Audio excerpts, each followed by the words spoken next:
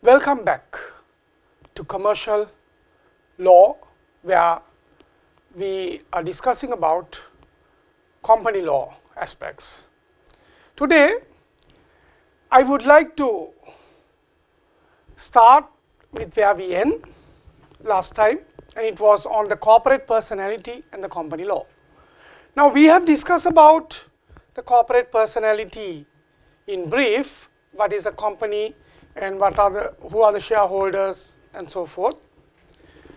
Today, I would like to start with the legal features of a company. Now, this is a very important area because many have issues with regard to the legal status of a company. Now, one of the very earlier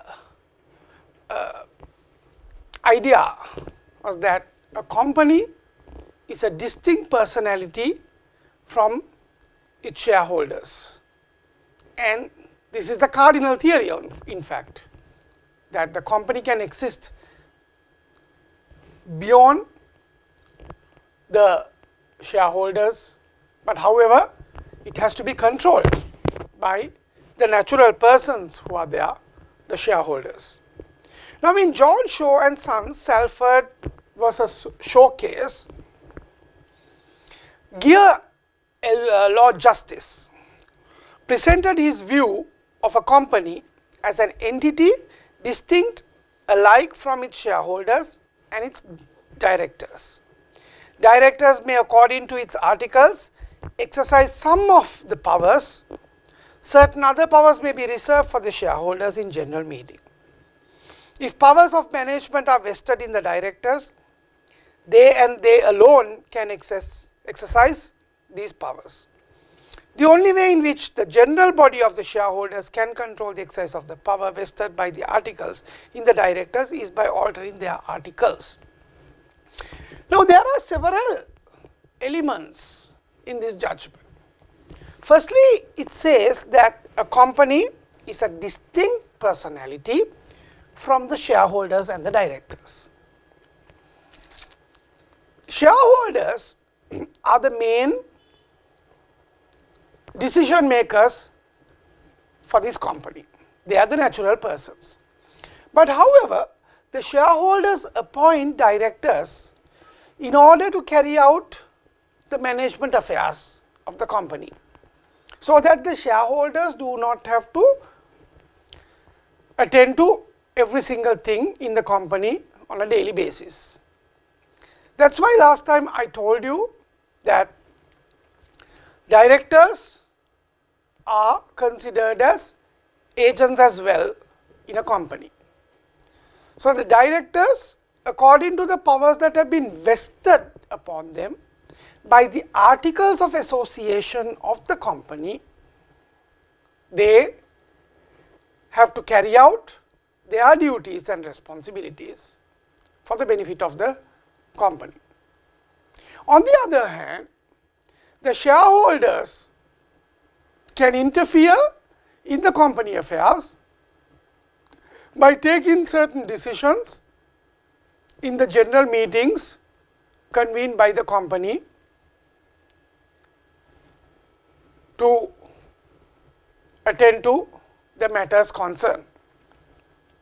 So, the shareholders have vested upon the directors these powers, so that the directors could operate to do so for the benefit of the company. The only way in which the general body of the shareholders can control the exercise of the powers vested by the articles in the directors is by altering the articles. If the shareholders wish to do something else in the company, then they need to alter and amend the existing articles so as to enable them to carry out other functions of the company. So, the importance of articles I will be dealing with later, but when we talk about the legal features of a company, the John Shaw and Sons Salford versus Shaw case, where Gear Lord Justice gave his opinion on a company, stands very authoritative. As pointed out in Berlin versus Earl case, the courts do not interfere with the internal management of the companies acting within their powers and had no jurisdiction to do so. As long as the company affairs are being handled in the proper way as per the Articles of Association, the courts would not interfere as a matter of safeguarding the company's interest. But however, if the company affairs are not being handled in the proper way, then the courts will have power to interfere in the company affairs if the court is being moved to do so. There are several types of actions that could be filed in court, seeking court's intervention in such a scenario, such as the oppression and mismanagement section, derivative action section, and even to move for winding up and dissolution of a company. These are the circumstances in which the court would naturally get the power to look into the company affairs. Otherwise, as held in the Berlin versus Earl case, the courts do not interfere with the internal management of the company because the internal management is taking place through the directors as per the Articles of Association. Therefore, the courts will not have jurisdiction to hear and determine any matter that is taking place in the company. The only way a court can interfere is where the management, such as the directors, are not acting within their allotted powers as per the Articles of Association. But we even can call an act of ultra vires, acting beyond its powers. I will come later on this area much broadly, but you could see that here in Thomas Logan Limited versus Davis case illustrated that the articles of a company provided specific powers to the board. For example, the power to appoint one of the directors from the board to be the managing director, while Barron versus Potter matter held that it was settled law that if the board, having been given powers of management, was unable to act, such powers were to reside with the shareholders in general meeting, so that the shareholders can take a decision to allocate certain powers as required to the directors of the company in the general meeting. The constitutional limit on the board's powers were discussed in the Royal British Bank versus Turquoise. The constitutional limit, what we refer here as a constitution, is the Articles of Association of the company. That is the driving document of the company. So therefore, in this Royal British Bank versus Turquoise, which is a very landmark case, quite old, 1856, but that created the rule of internal management. Here, Jervis C.J., Chief Justice, delivered the judgment that a bond for a sum required the authorization of the general meeting by ordinary resolution under the company's articles. But when a bond has been signed by the directors, what would happen?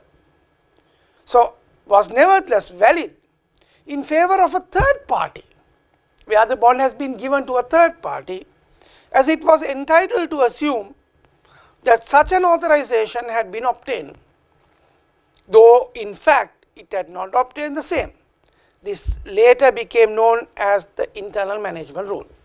That is because the third party who is dealing with the company through the directors of the company have certain implied warranties that the directors have the power to execute whatever necessary for the company's affairs. Now, in this Turk1 case, it is the same thing that happened, that the third parties who took the bond from the company relied upon same as the directors have given this bond on the basis that they had the power. So, third parties obviously have no access to the articles of association.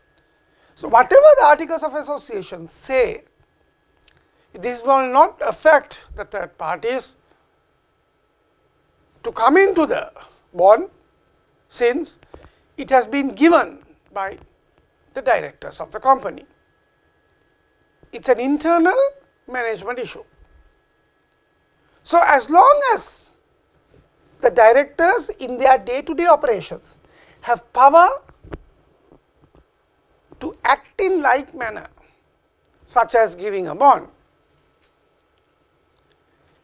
even though it is not mentioned in the articles, it could still be valid against the third parties or in favor of the third party.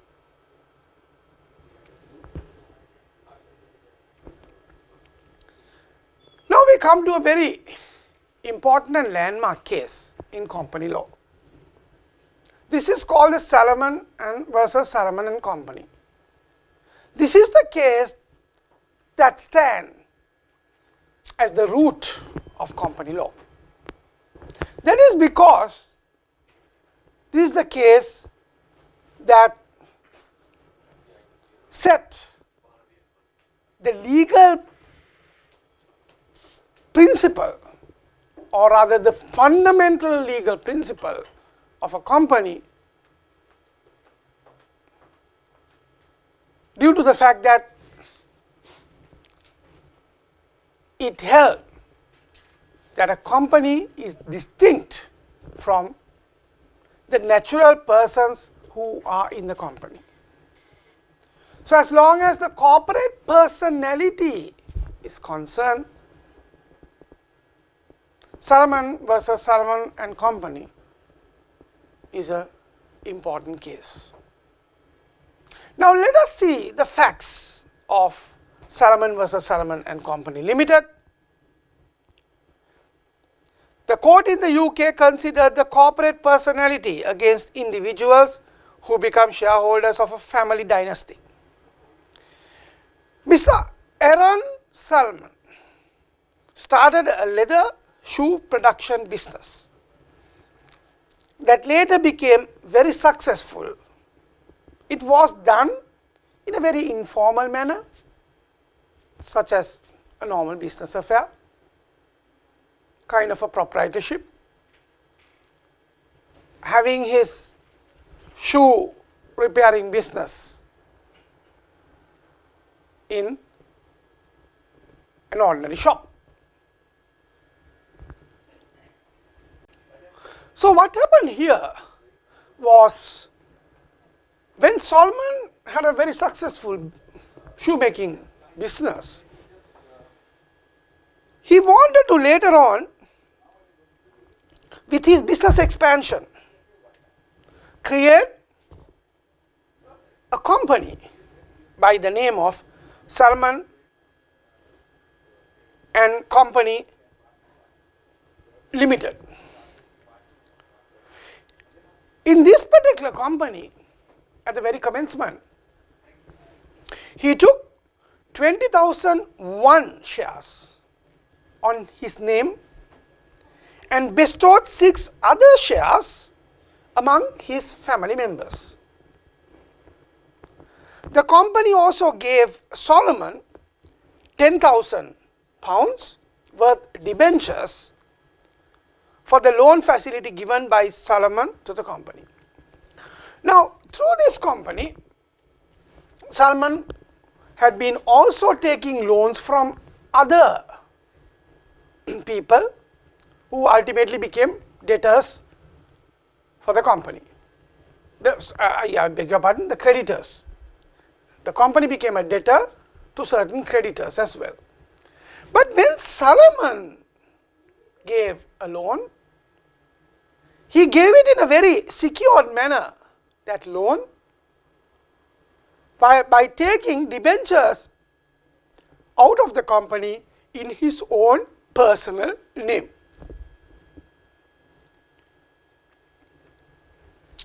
So, Salomon had shares worth 20,001 shares. His family members had the rest of the 6 shares, and in addition, Salomon had debentures worth £10,000, where the company creditors' loan facilities were not issued as debentures, but as ordinary loan facilities. We did not have much of a security as against these debentures. Now, soon thereafter, the company ran into bankruptcy and was left only finally under the balance sheet an asset worth of £1,055, but the outstanding debt was £7,773 against the unsecured debtors. The unsecured debtors in the company winding up process in court argued that they should be paid by whatever remaining as assets in the company, and Salomon's claim for his 10,000 worth of debentures should not be entertained for the fact that Salomon is the same person as of the Salomon and Company Limited. Now, here Salomon was the natural person who was running the company, as we know. But however, the court held that Salomon was an outsider to Salomon and Company Limited, though he is the creator, though he is the natural person running this company.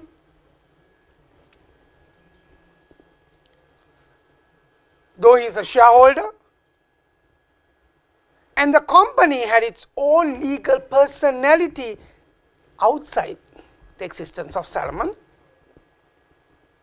and therefore, since Salomon had held debentures which were secured loan worth £10,000, the court held that Salomon should be paid first because the secured loans stand higher in priority than the unsecured loans. The court held that Salomon should be settled with the remaining assets of the company, which was only 7,773, sorry, I beg your pardon, £1,055, prior to settling of any unsecured debtor. The court upheld the doctrine of corporate legal personality, that a company is independent from its shareholders. So, this is why Salomon versus Salomon and Company became a landmark case in company law, and still it is considered the pinnacle of the common law system with regard to company law.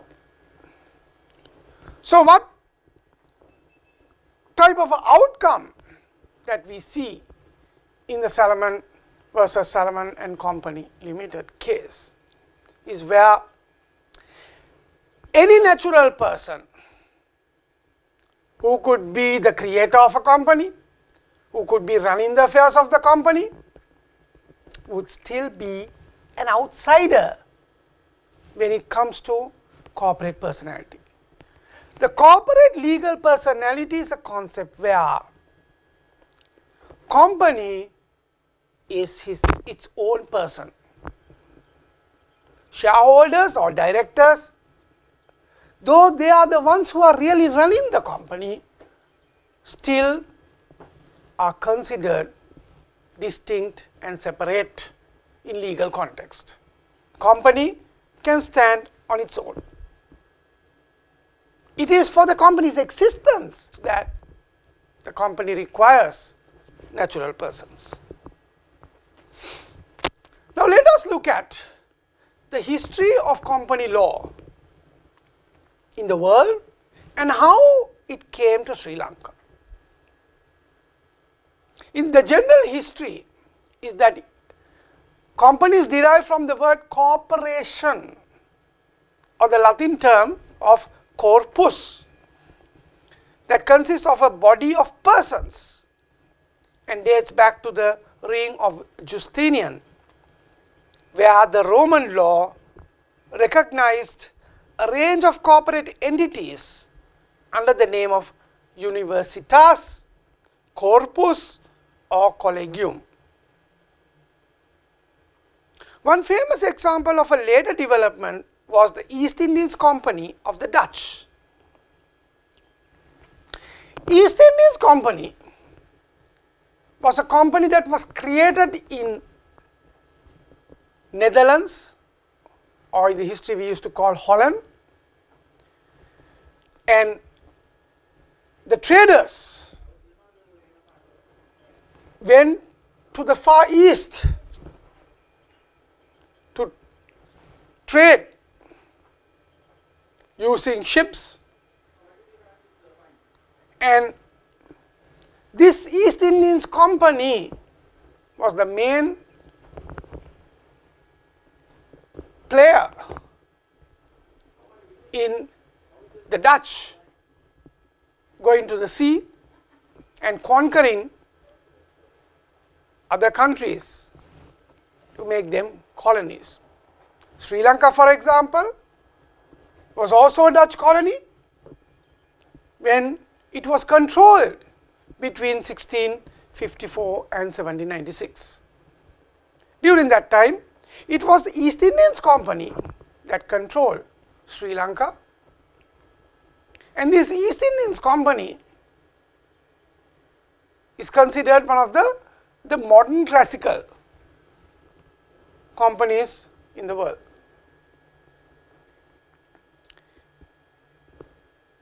As I mentioned, it traded in several parts of the Asian and Far East Asian region, and it had its Asian headquarters in Jakarta, Indonesia.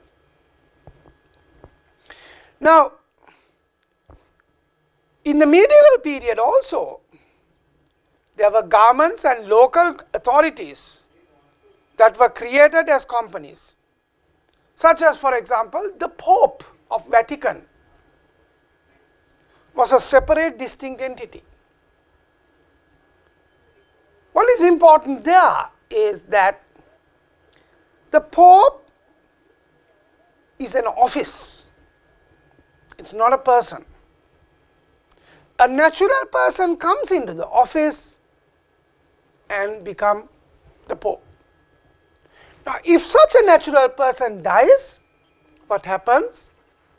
Still, the office of Pope remains. The natural person is dead.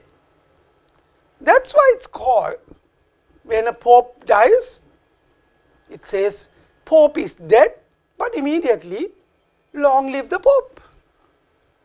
That shows that the position is an official thing, such as a company that does not end or disappear when the natural person cease to exist. It is the same way with a monarch, with a king or a queen. The position or the office of king or queen would still remain if the natural person dies until a new person is replaced, and then the new person will continue to be the king or the queen. The City of London Corporation is also another classical example of an English company, and companies that came from the charter of the king, such as the Stora Koppenberg in Sweden, is also another classic example of it. Now, if you look at the Sri Lankan history, obviously the company law was introduced during the time of the British. It derived from the law in the United Kingdom that was introduced in 1837 through the Chartered Companies Act, where companies formed under a seal, first which was law, and through the Joint Stock Companies Act 1844. So, if you look at the history of the Sri Lanka's company law, our statutory history legislations go back to this 1844 Joint Stock Companies Act. Even though the Chartered Companies Act prevailed, but it was an English law that was brought to Sri Lanka and implemented. A homegrown statutory instrument legislation in Sri Lanka was the Joint Stock Companies Act 1844, where liability was unlimited. Under the Joint Stock Companies Act, it was made that the company's liability is unlimited, which means that if a company goes into bankruptcy, the company will have to pay all its creditors no matter what, whether the company could still bear that monies. Now, further developed, this area of company law was further developed through the Building Societies Act 1874, an amendment in 1894, another amendment in 1939. But however, a dedicated companies ordinance that addressed the subject matter of companies and related areas was constituted in 1948 with the coming into being of the Companies Ordinance first time in Sri Lanka. And this was kind of a consolidated legislations where several legislations of the past were consolidated into one ordinance called this Companies Ordinance.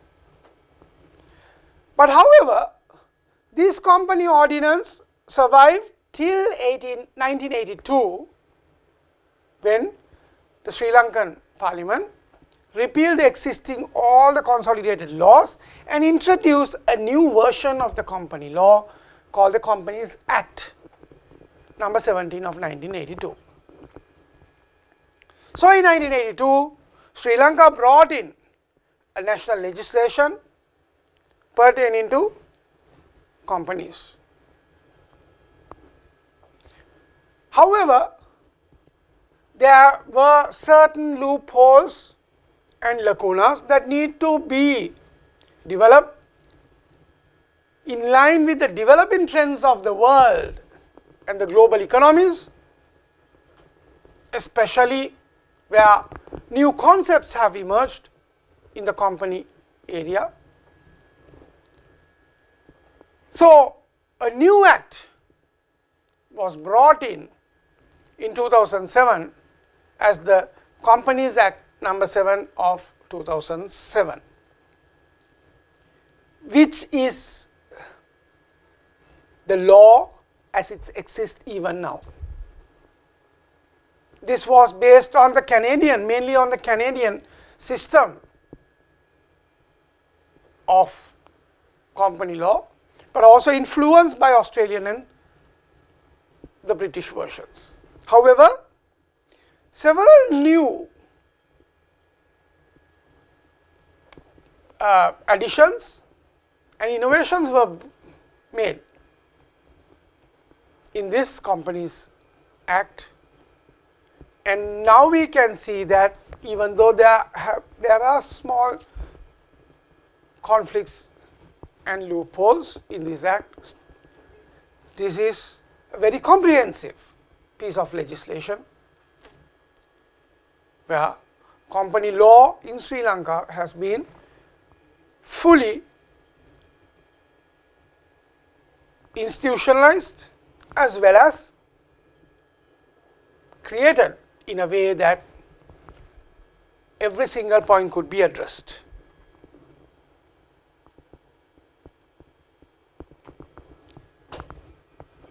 Break call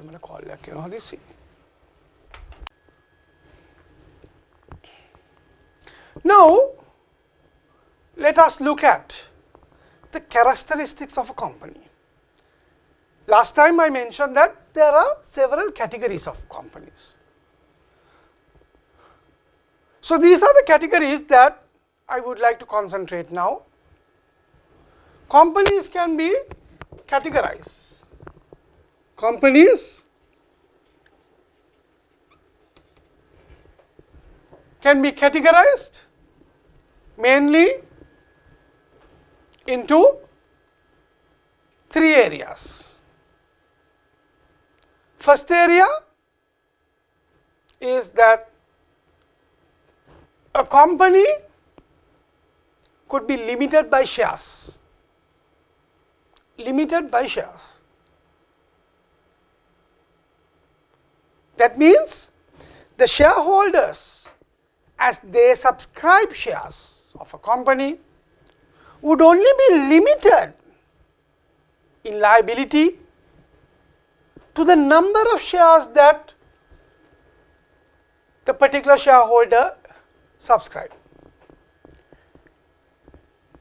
Under the Companies Act, section 3(1)(a), a company that issues shares, the holder of which have the liability to contribute to the assets of the company, if any, specified in the company's articles as attaching to those shares. Now, when the shares are being allotted, there may be circumstance at what point the shareholder has to pay for the shares. Now, we know, for example, an ordinary share of a company may be, one share may be 10 rupees or 20 rupees, and the number of shares you take, say 1000 shares at the rate of 10 rupees a share, would cost 10,000 rupees for the investment.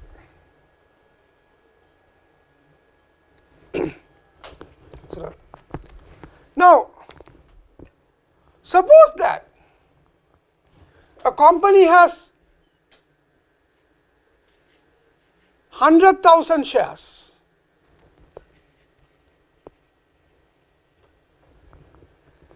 and per share value is 10 rupees, then if you divide this, there are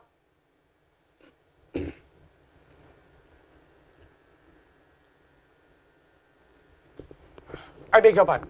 If you multiply this, then the company can raise a capital of 1 million. 1 million rupees. So the shareholders who are interested, or rather the parties who are interested in investing in shares, could buy the shares at this rate up to the 100,000 shares that had been issued in order to supply the capital to the company. Suppose A obtained 10,000 shares, that means he is supplying 100,000. If B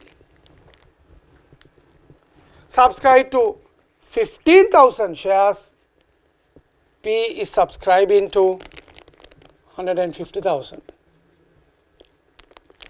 So likewise, a company can allow the shares to be taken by the shareholders, and these shareholders, A, B and so forth, thereafter become the shareholders of the company. Their commitment, financial commitment, is for the number of shares that they subscribe. In case that they have not paid for the shares at initial stage or while the company was running, they would still have to contribute their monies even at the time of dissolution or winding up of the company, because they have subscribed these shares of the company. But however, what is very important is that their liability is only with regard to the number of shares they have subscribed. Number of shares they have subscribed. Now we know that the initial startup share value may even increase depending on the incomes and profits of the company. And when such a increase take place, it is for the share that A or B or the other shareholders would be liable to contribute as of their share. Nevertheless, their liability does not extend beyond that amount. At a time if the company runs into bankruptcy and the company has a liability of itself, say 1 million rupees, we'll say 100 million rupees for example, the liability can only be met by the shareholders with respect to the amount they have contributed. Suppose that their contribution comes into 25 million finally, still the loss of 75 million for the company, the shareholders would not bear and nobody would bear.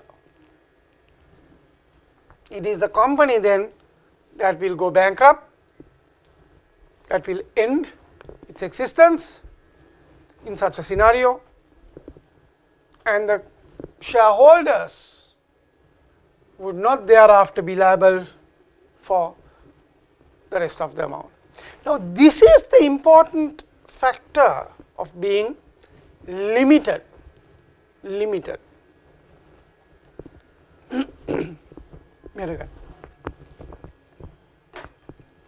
So a company limited by shares will be called, say, ABC Limited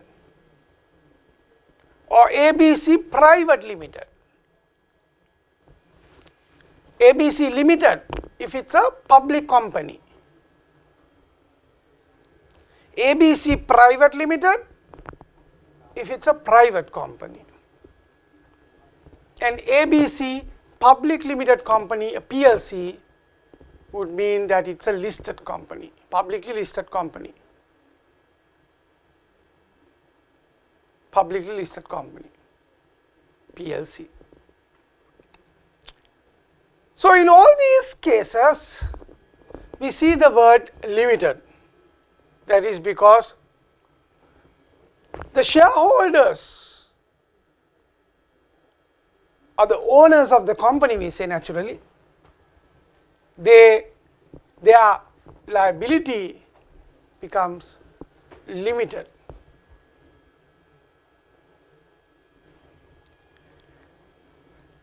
There also exists unlimited liability companies, even though we don't see pretty much. There are companies that may be constituted as unlimited and even prevail during its lifespan as unlimited companies. Section 3, subsection 1b of the Companies Act in Sri Lanka provides proviso for the constitution of a unlimited liability company. It says that a company that issues shares, holder of which have the unlimited liability to contribute to the assets of the company under its articles, is termed an unlimited company. So, in an unlimited company, even though these A or B subscribed shares, their liability for this loss cannot be limited to the amount that they have taken the shares. They would be unlimitedly liable for the whole. So, this is the legal effect of being unlimited, that the shareholders become liable unlimitedly, due to the fact that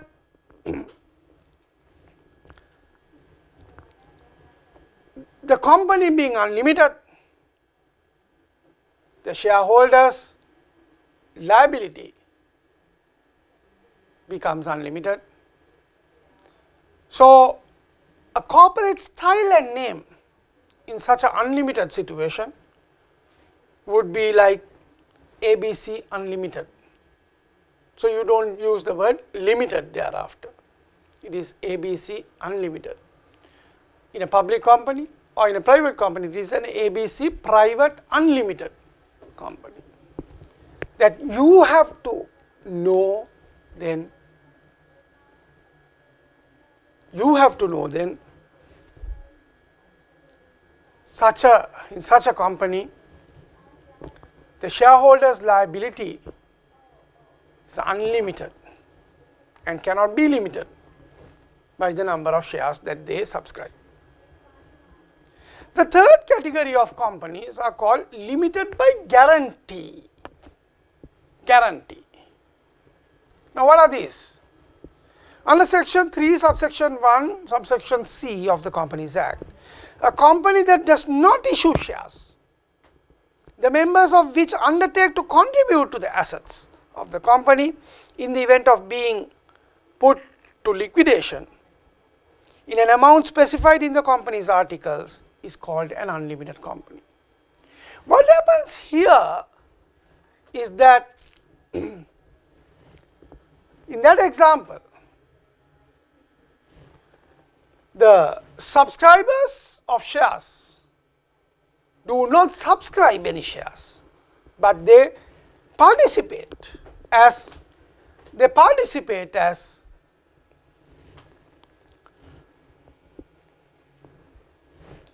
participants of the company, but they will give a guarantee that in case they should be called for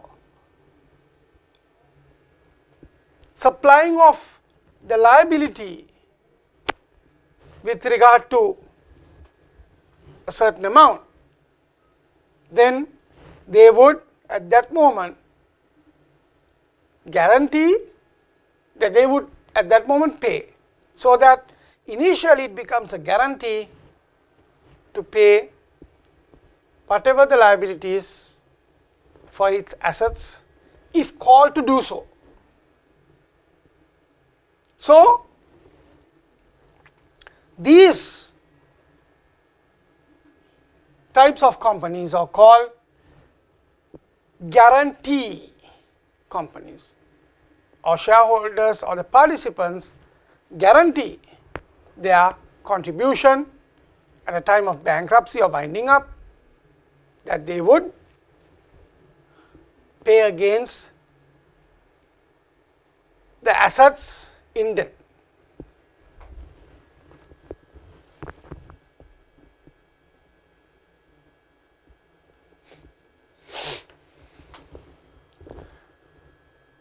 So, now let us look at how a company should be incorporated. We use the term incorporation rather than using the term creating or constituting, which are also used, but very formal legal language is that a company is incorporated. In that case, then, how can a company be incorporated in Sri Lanka? Under the Sri Lanka's law, the Companies Act, the section 5 provides that duly filled application in prescribed form received by the registrar and issues entering the particulars, the company assigning a unique number with a certificate of incorporation. Now, prior to these things, there are several practical matters that will be handled. First thing is, you need to find out whether your proposed company name is acceptable to the Registrar of Companies. And the Companies Act have very specifically mentioned that any company, any new company that has the same or pretty much similar meaning to an existing company, your expected or intended company name shall not be approved. There have been several situations, incidents where some have tried to register a new company in the name and style of an existing company, either by trying to pronounce it in a different way or have some letters of the alphabet changed so as to pretty much sound like the same existing company. And these kinds of attempts are mainly to attract the market. So, if a particular company is existing in a certain name and the new company is trying to compete with that existing company, the new company might try to have a very similar name or almost the same name of the existing company. So, in that case, the company registrar go through the name and check whether there is an existing company of the same name or somewhat similar. But however, these names shall be the specific names given to the company and not general terms. Now, let's take an example such as Coca-Cola, Pepsi-Cola. Now, in both names there is the term cola, But cola is a generic term as per the name of the particular product, the substance. So, taking the term cola is not a violation, but however, the first name, whether it is the Coca or the Pepsi, then there may be a violation if certain similarities are used there. So, as far as one product is called Coca-Cola, the other product is called Pepsi-Cola, will not violate the requirements under the company law,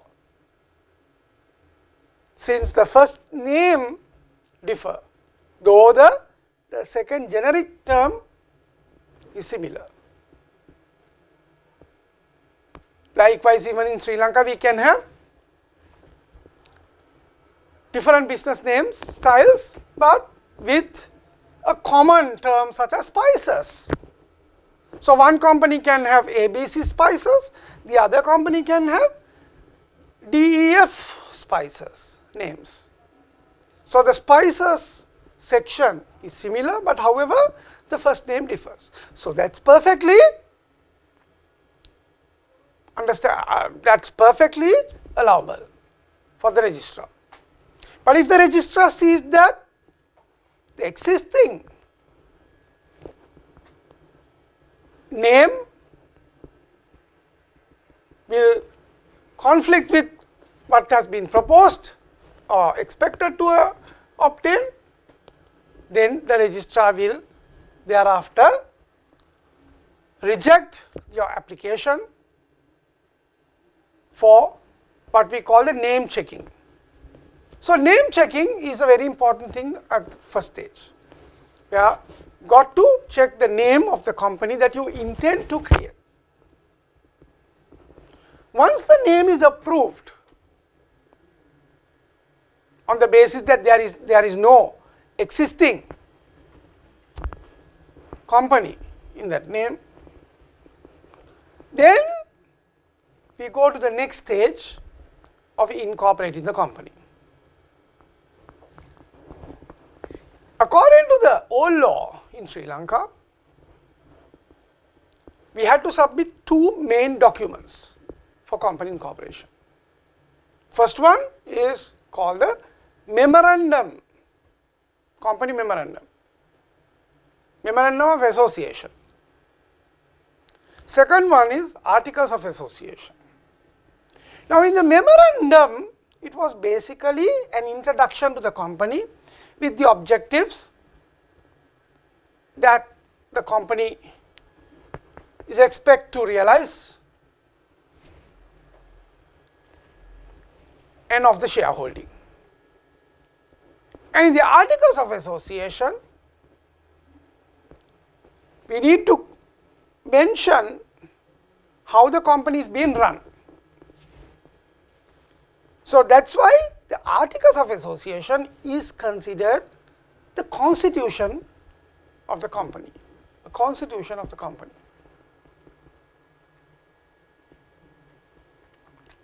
But now, under the new law, the 2007 Act, number 7 of 2007, the requirement to give a memorandum of association has been removed, whereas only the articles of association one has to provide with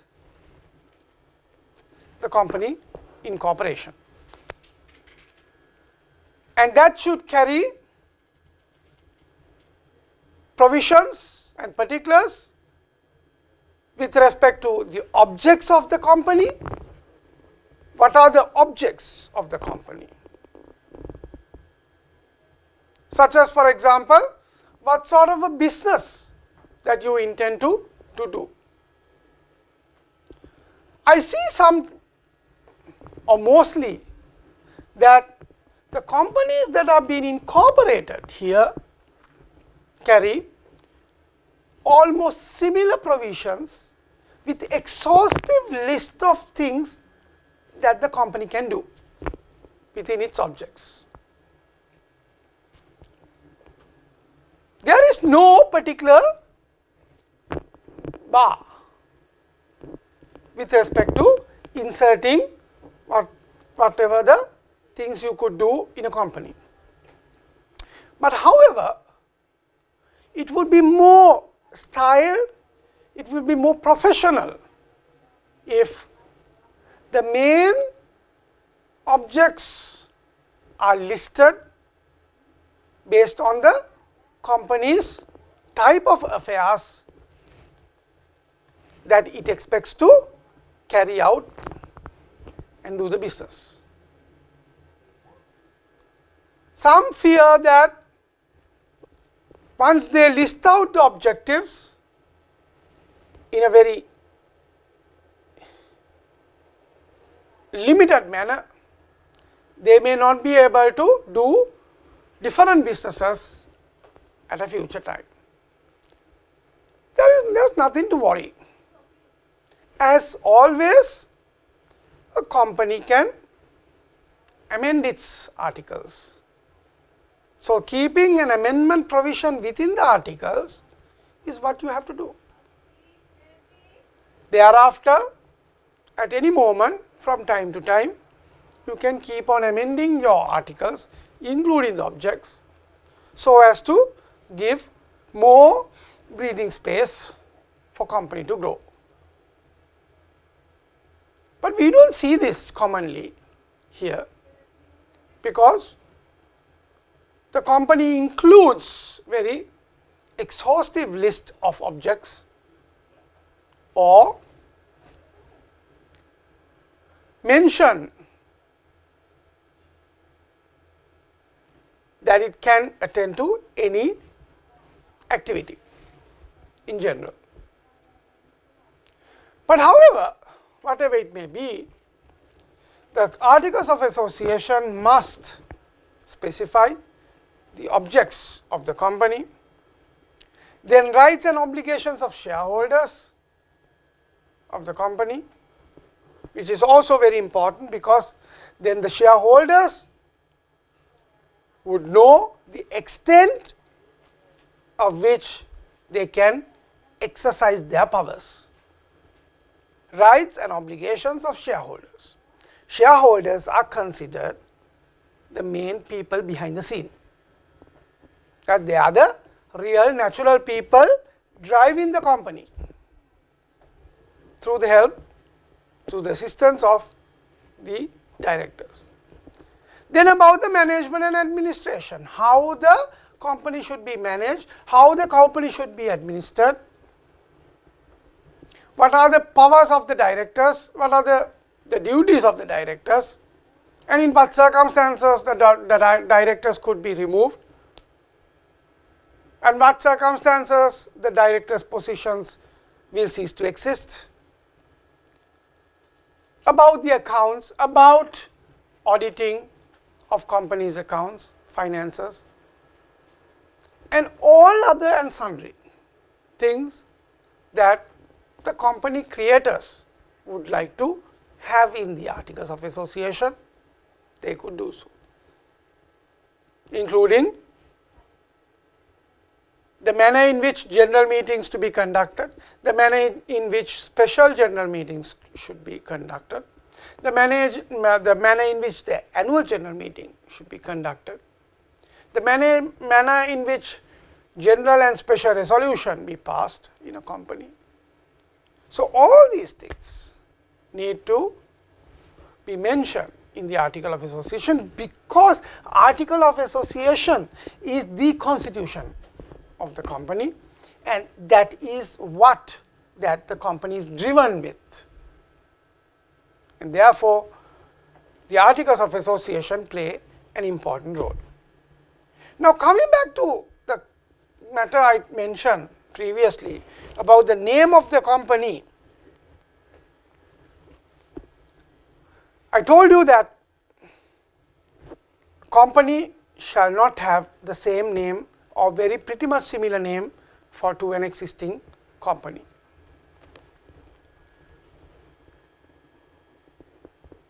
The company registrar will strike out any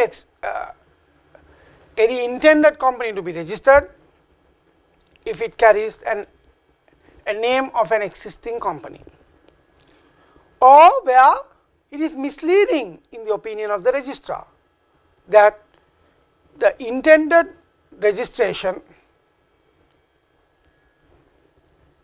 may mislead general public as to the name of an existing company.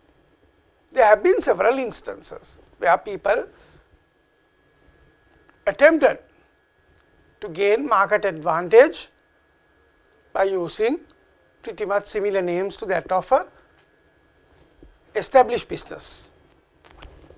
Also, no private company can have a name titled Chamber of Commerce, because Chamber of Commerce is a statutorily by legislation instituted institution, and therefore no company can have the title Chamber of Commerce, whether it is the sole name or whether it is a part of the name, either in the front or at the back. The term Chamber of Commerce shall not be entered in any intended company registration. And also the term President or Presidential cannot be used as the company's name. Then the term Municipal cannot be obtained, and also not to term it as incorporated, such as for example the Incorporated Council of Legal Education. That is a creation of a statute, and no company can be incorporated with the term incorporated. Even though incorporation is the term that is rightly used for constitution of a company, no one can say ABC Incorporated, because the word is prohibitive. Then the term cooperative, like a cooperative society, or even the term society, or the term national, state, or Sri Lanka. All these things cannot be put in a company that you tend to register or you seek to register in this country. And also, very interesting situation is that the company's initial shareholders at the time of registration should be 2 and not less than 2. There shall be at least 2 shareholders. But however, a single shareholder company may exist as per subsection 2 of section 4 of the Companies Act, which I would deal later on in my lecture. What is this all about? Whether a single shareholder company can exist. But basically, any private company shall have a minimum number of 2 shareholders. 2 shareholders. This is a very important element. It derived from the English law that we had adopted earlier, previously in this country, that you cannot go less than 2 shareholders in a company.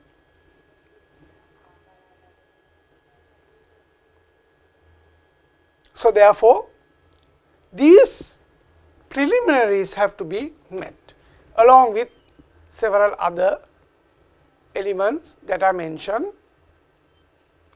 in the Companies Act.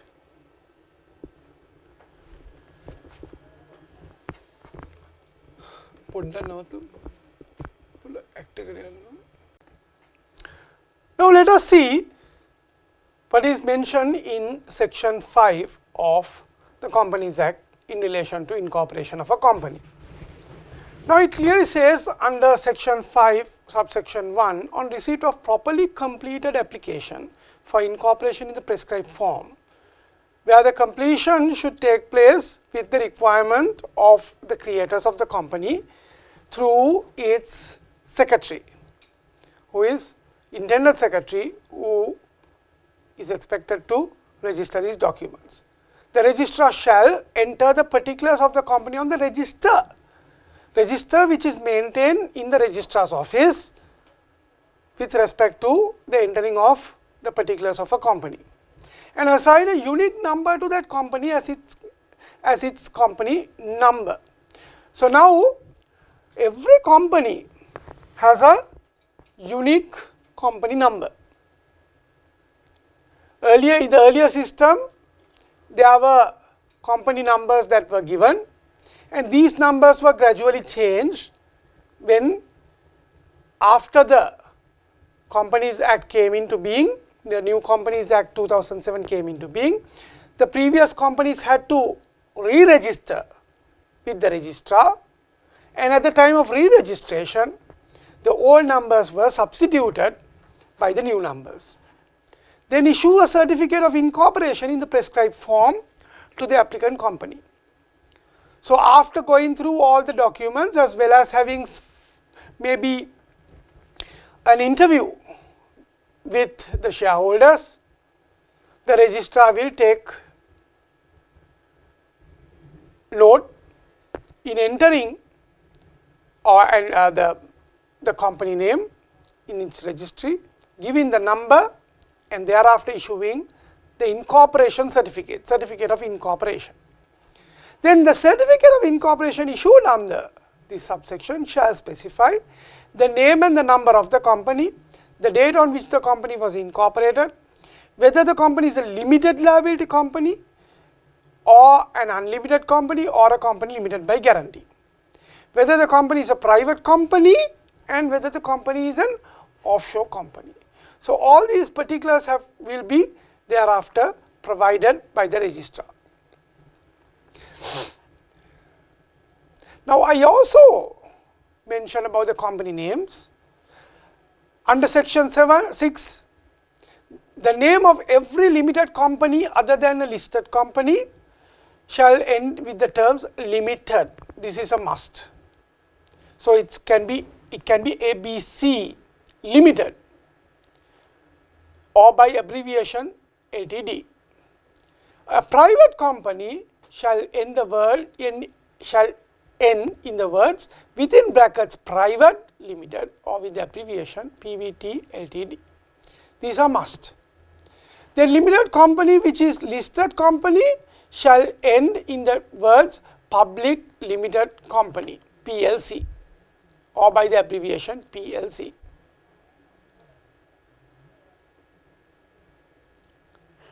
Then the restrictions as to the names: a company shall not be registered in the name which is identical with the name of other company or any registered overseas company. Identical with the name of any other company or of any registered overseas company which is registered in Sri Lanka. Contains the words Chamber of Commerce, as I mentioned, unless a license granted under section 34 without the addition of the words limited to its name, or is in the opinion of the registrar, which is misleading. But however, you cannot use the terms president, presidential, municipal, incorporated, cooperative society, national state of Sri Lanka, as I mentioned before.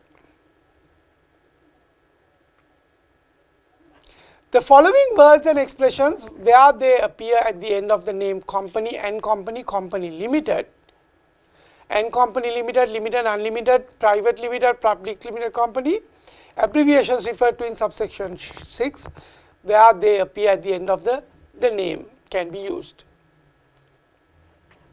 Type and case of letters, accents, spaces between the letters and punctuation marks have to be likewise. So, N could be either N or with N.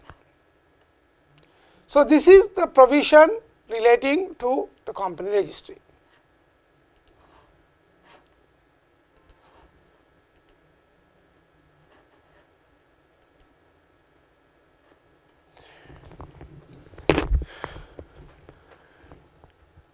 Now, if we go back to our presentation,